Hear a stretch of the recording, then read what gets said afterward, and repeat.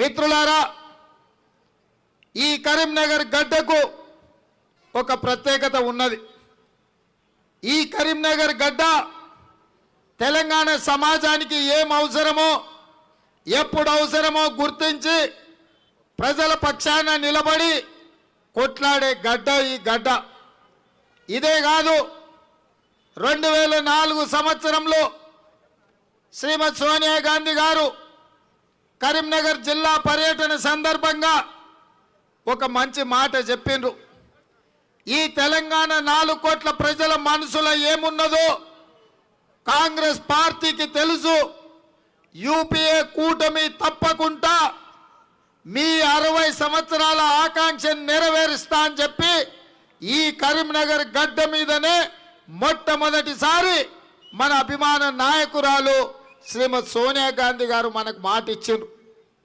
ఆ మాట నిలబెట్టుకోవడానికి మాట తప్పని మడమ తిప్పని పార్టీగా ఆంధ్రప్రదేశ్లో పార్టీ చచ్చిపోయినా, కేంద్రంలో అధికారం కోల్పోయినా, తెలంగాణ రాష్ట్రంలో పార్టీ ఫిరాయింపులనే భూతం పట్టి పీడించిన తెలంగాణ రాష్ట్రం ఇచ్చిన మాట నిలబెట్టుకున్న పార్టీ కాంగ్రెస్ పార్టీ.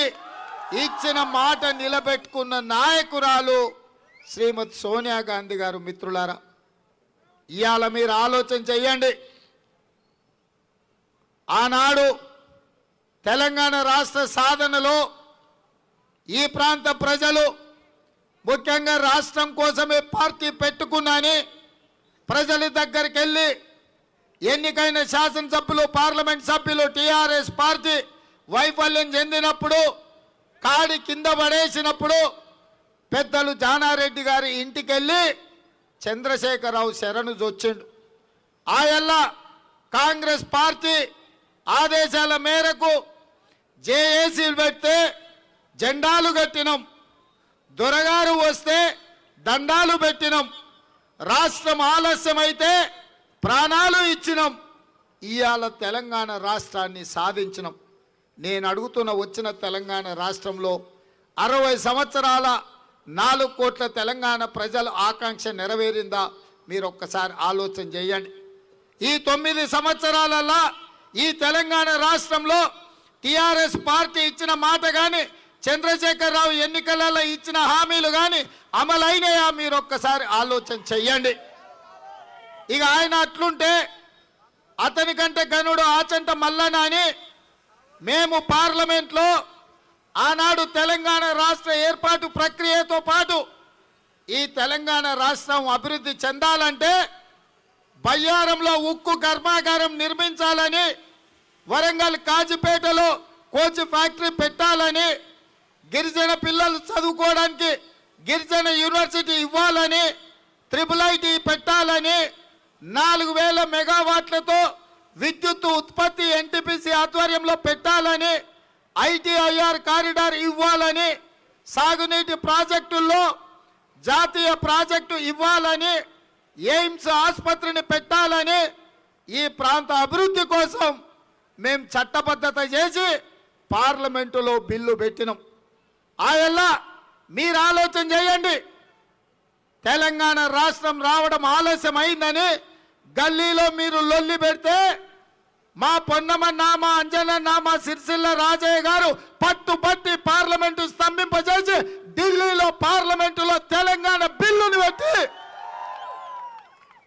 తెలంగాణ రాష్ట్రాన్ని సాధించను. ఇవాళ భారతీయ జనతా పార్టీ నాయకులను నేను గుర్తు చేయదలుచుకున్నా. ఆనాడు బండి సంజయ్, కిషన్ రెడ్డి, ధర్మపురి అరవిందో తెలంగాణ కోసం కొట్లాడలే, సుష్మా స్వరాజ్ను ఒప్పించలే.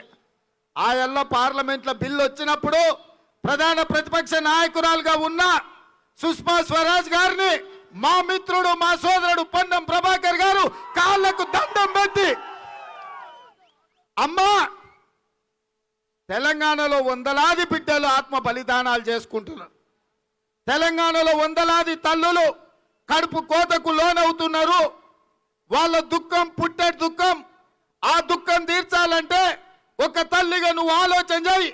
తెలంగాణ బిల్లుకు చర్చ లేకుండా ఆమోదానికి అనుమతి ఇవ్వమని ఆనాడు ప్రధాన ప్రతిపక్ష పార్టీ అయిన బీజేపీ నాయకురాలు సుష్మా స్వరాజ్ గారి కాళ్లకు దండం పెట్టి తెలంగాణ సాధించిన బిడ్డ మీ బిడ్డ పొన్నం ప్రభాకర్.